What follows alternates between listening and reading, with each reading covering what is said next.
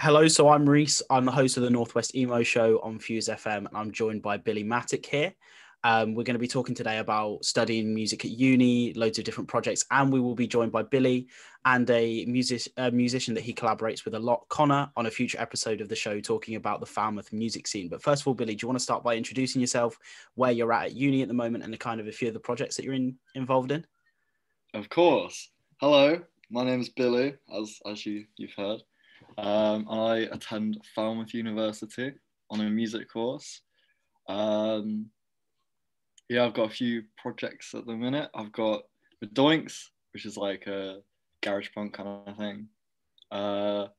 Rat, which is my solo project. It's like horrorcore rap. And then there's Rizts, which is like grungy, alt psychedelic rock. And I'm playing drums for a band called Factor 50 at the minute, which is a lot of fun. And yeah, just like a few things here and there as well. Brilliant. How do you kind of match all those dynamics? How do you manage to like keep everything balanced and work on so many projects at once? I think it probably helps that we're not playing gigs at the minute, Yeah. Which pains me to say.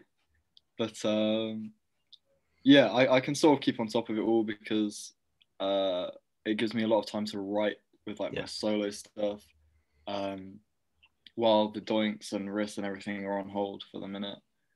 But it's keeping me busy because I'm having practices with the Doinks and Factor 50 a lot. So yeah, it gets me out of the bed. You know? It's good. It's good to hear that you're still moving through with COVID, and that there is the silver lining that you have got that time to write. I know that that's kind of a general consensus among musicians at the moment. It's like the only benefit of it is you have to write. It gives you lots of time to.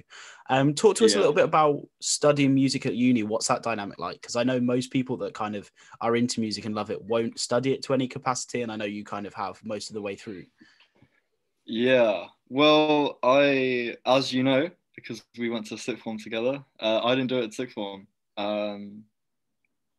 which was advice from my dad, which I was really upset with at the time because I really wanted to do music, but I kind of feel like he was probably right, and I can probably get, I can more easily get a job if I need to. But yeah, this is definitely the right path. Like, listen to your parents. They're normally right. But yeah, doing it at uni is amazing because it's basically doing what I would do on the side in sixth form, but for a degree, you know. And I've been able to meet a load more people who are interested in the same things, like, you know, form these bands, and like properly dedicate myself to all the different projects, which is nice.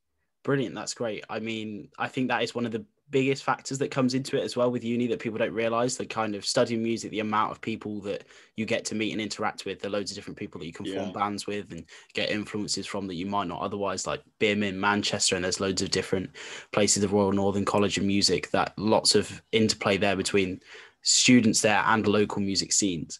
Do you think kind of uni's influenced some of the projects that you've taken on? Would you be doing stuff like Rat if you weren't currently at uni? That's a tough one. For rap, maybe I probably would have done it anyway because maybe not to the same standard. It's like uni's like giving me steroids to improve my work and like put more into it. But especially like with the Doinks, because the Doinks were like a uni band. The uni put like saw all our influences. We wrote them all down on a piece of paper, like the bands we like, what music we want to make, and the uni put the four of us together in a group. Like, we hadn't really spoken to anyone at the uni at that point. That was like the first couple of weeks of the course. We started doing like a hard rock kind of thing. It didn't really work that well, and then 1 week we were like, oh, let's just do punk instead, easy. And that was it. So yeah, if it wasn't for the uni, the Doinks wouldn't have ever existed. Well, wow. I'm sure we are all glad that they do. Of course, yeah. Do you think that the different projects you're in, the different bands, do they influence each other as well? Do you take kind of aspects and writing and techniques and stuff and combine them into different, or do you try and kind of keep each project separate so that the genres and the lines don't become blurred? Maybe not. Maybe they don't influence each other, but I definitely feel like they benefit from each other. I think because of the practice of songwriting with Doinks and Rizts and Rat, like because I've been doing so much, it's definitely improved my songwriting. Yeah, there's like the basic songwriting of the Doinks, and like adding little ideas here and there, to like has helped benefited me doing rap, which is like more complicated. I can add more things. I have a lot of freedom with my creativity, you know. Yeah, that's good to hear. And I mean, kind of all your projects encompass alternative music. There's not much mainstream or pop in there, and a lot of it is DIY. Do you want to talk to us about some of the projects that you've got going on recently, some of the more DIY stuff that you've been doing? Yeah, well, I think the Doinks' whole aesthetic is DIY. I don't know if you can see, but there's a t-shirt behind me. We've been spraying t-shirts, like making stencils, like DIY. I feel like it's fun and it's easy to do, and it's definitely, I'm hoping it's an inspiration for other people, because maybe people don't go into music because they think, oh, it's just, you know, people gatekeeping it. It's you've got to be into music to do music, but you haven't really. Like the way, I don't know if you're a big Green Day fan, but the first two Green Day albums like weren't in the studio. They pretty much did it themselves. They just went out and did it, and that sort of influenced me to really get into music, in like just before sixth form maybe. Yeah, and then the rap thing, that's all like self-produced, because I do want to get better at producing, and I think it's at a standard that I can really stuff with it now. And you know, if you don't commit to that, you're never gonna improve. So yeah. I'm sure that there's kind of the dynamic and the interplay between writing and producing as well. Like you learn one bit from the other, and producing improves your writing, and writing improves your producing as well, especially when you know definitely where you're going to go with it the whole way through. You get that vision because you've not got to give it to an external producer or something like that. I think that's one of the best things about kind of the DIY and taking on all these roles is it is entirely your vision, and even if that changes, then it's still your project from beginning to start. So you've never given it to someone else, and it always turns out the way that you want it to. So talk us through, I don't know if you can hear that, but the ice cream van. You can take a 5-minute break if you want. No, it's okay. Honestly, genuinely, it's the do-it-yourself attitude, isn't it? You can't hide an ice cream van outside. But you mentioned Green Day and kind of that ethos. So there are a few other bands that maybe inspired some of your more recent work with the Doinks or Rat or anything like that you've been listening to a lot? Yeah, well, something that's someone that's inspired me through like the whole music thing from like 5 years ago when I started like working with a garage band. It's probably Josh Homme from Queens of Stone Age, or Home. Our mate Billy was speaking to us yesterday. He's told us that it's Home, not Homme. So whichever one, that guy from Queens of Stone Age. He because he writes and pretty much produces everything that he does. That's like a big inspiration, because I feel like production is you can be as creative as like writing a song, and like with the Rat stuff, production and writing is pretty much like one and the same. You know, because like I'll just come up with like a beat and a bass line, and then maybe I'll write some lyrics, and then everything else is like that. It's just like the bare skeleton, and then everything else, the production is all writing, like adding in little bits, like maybe a guitar thing here or a little like a gesture here, you know. And musically, like sonically for Rat, it's like, you know, Ghost Main, maybe a bit of Marilyn Manson, although I'm a bit cautious of saying that name now.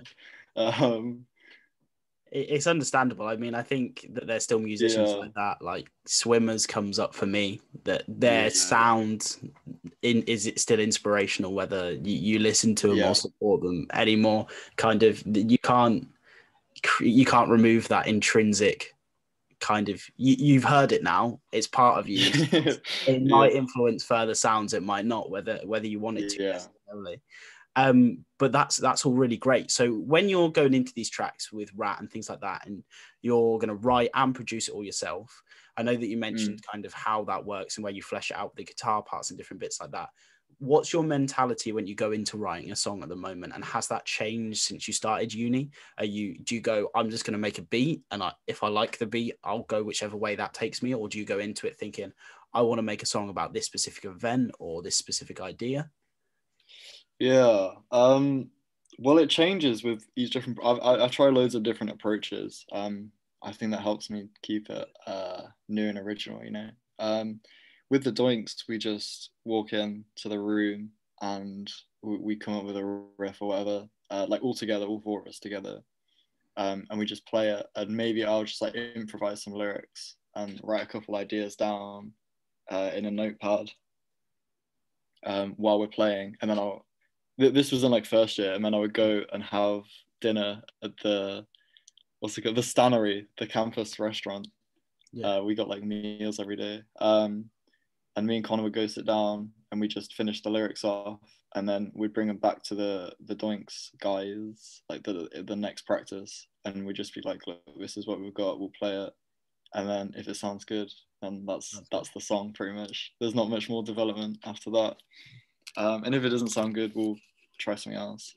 But with Rat, I often come up with beats separately. Like I just do a little, I get an idea in my head and I'm like, I got to do this. I go to my laptop and I put it in, or I play it in with like a MIDI keyboard.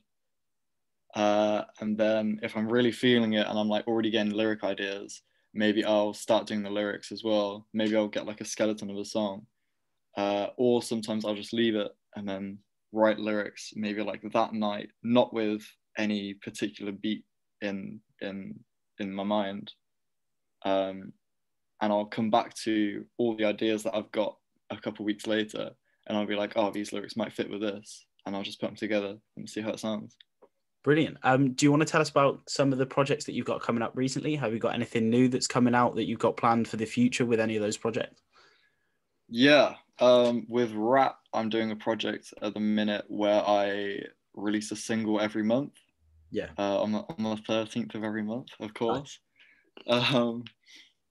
And yeah, that's going pretty well, I think. So the third one is coming out on the 13th of this month, of course. It's called Skin. Yeah. Yeah, there's not much more to say about that. And then I've got this project that I wanted to talk about in this interview, especially because it's like a triple single release with the Doinks, Factor 50, and another guy on our course called Jake Pavey, who does I'd call it like lo-fi ambient indie, maybe. It's good. And we're making cassettes. That's what these t-shirts are for as well. Nice. And with each cassette we sell, with each t-shirt we sell, we're going to plant a tree. Nice. Using the Tree app, which I know you're a fan of. I am. If you're not, you should definitely check it out. It's daily plant a tree, reduce your carbon. Yeah, daily clear the mind, clear the psyche. Nice. And is that all done yourself, printing all these t-shirts, recording all these tapes? You do that all, you guys? Yeah, well, but the Doinks recorded it with we call him the fifth Doink sometimes, Billy Tucker. I think I mentioned him earlier actually. Yeah, he does all the production for the Doinks. We recorded this song ages ago, like more than a year ago, I'd say.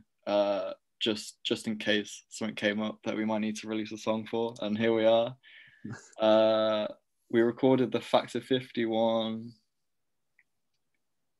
like between the second and third lockdown, I think. Yeah. Or maybe between the first and second, one of the two. They've all blurred together. No one remembers which one's where anymore. Yeah, yeah. And we put a lot of effort into that. Like the Doinks stuff, we normally record it in.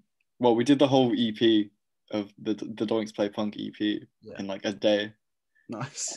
But this Factor 50 thing, we took about 2 weeks. We did like a whole day for the drums, a whole day for the guitars, you know, etc. Yeah.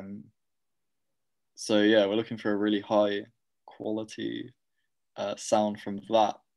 And then Jake Pavey, you should check him out. He is good. He does all his production and everything himself as well. Nice. All homegrown down in Cornwall then, and we'll certainly we'll be talking about all these bands and kind of the interconnectivity when we have our interview with Billy and Connor for the radio show. But I wanted to kind of use this interview to dive more in depth about what it's like studying music at uni and kind of taking all these different projects and where that comes from an individual perspective. So before we wrap up, have you got any kind of, obviously because you're the master of all things alternative at the moment, and that's what the show's all about, have you got any kind of recommendations that you've discovered recently, or anyone that you've been listening to a lot that you'd recommend to our listeners? As a matter of fact, I do, Reece. There's a band called Man or Astro Man that I've been listening to a lot recently. They're like surf punk, like Dick Dale kind of thing, mainly instrumental. But I love the vibe of like the sci-fi, you know, Man or Astro Man. It's the cover of this album is like a spaceship or something. Yeah, that's really good. And then of course the Streets, original Pirate material. 19 years old now. Gotta catching up with this. Nearly as old as me, that track is. It still holds up. Brilliant. Well then, so we've mentioned Josh Homme, we've mentioned Green Day, we've mentioned all the bands that you work with at the moment. My final kind of couple of questions are, what are you hoping to do with this moving forward, kind of into your third year at university and with the projects you've got going on now? And then my other last question is, what's the dream? What's the gig? What's the, in your mind, what's the I've made it moment? Yeah. Oh God, you know? Okay. Well, yeah, so short term, third year, I probably want to do an album, maybe with Rizts or maybe something completely new. We were thinking of doing like a surf punk band. Nice. So maybe that will come into reality. And I really want to do a tour, because that was when I did the first open day at Falmouth. I was speaking to, I didn't know him at the time, but he's called Johnny. He's one of our lecturers. And he was telling me about how in second year you can do a UK tour, and in third year you can do like a Europe tour or like an America tour. Yeah. And I was like so hyped about it, but obviously with the virus and everything, we weren't able to do the UK tour. Yeah. Actually, that's what the Doinks Factor 50 Jake Pavey project is like taken place. Yeah. We've done that instead of that. It's like an enterprise module. No. Yeah, and I definitely want to do more rap songs. Like maybe perform with that as well, which would be weird, because I've never done like a solo performance like that.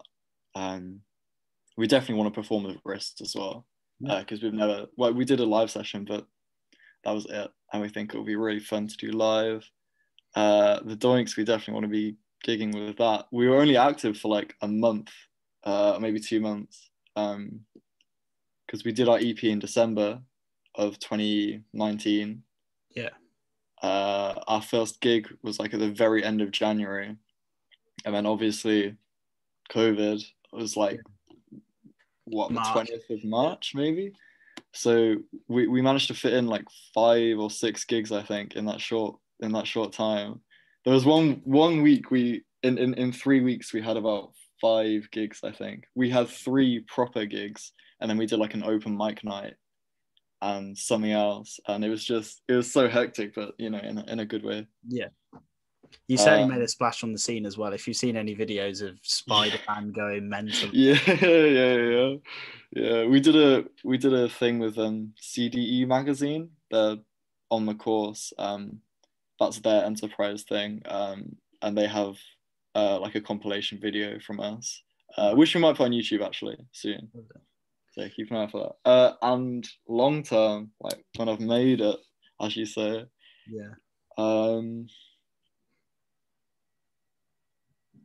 I think the day I play like Brixton Academy will be like the day I'm like, oh yeah. I think that's definitely a good one to go for, because I know you've been to gigs there, and it's one of those. Oh, I've been on the other side, and I think that's kind of a common thing for musicians. They want to be on the other side of that barrier, if you know what I mean. But that's definitely a good aspiration to go for. So this was an interview with Billy Mattock. He's in Rizts, Factor 50. He's in the Doinks, and he also has his solo project, Rattus Norveticus. You check him out. We'll share this all on Instagram. So if you follow the Northwest Emo Show on Twitter, Facebook, Instagram, go check us out. We talk about all things alt and do more interviews like this. And we will be joined shortly by Billy and Connor to talk about the music scene in Falmouth more specifically. But thank you for joining us, and thank you for joining us as well, Billy. Thank you very much for having me. This has been fun. Brilliant. Thank you. Goodbye.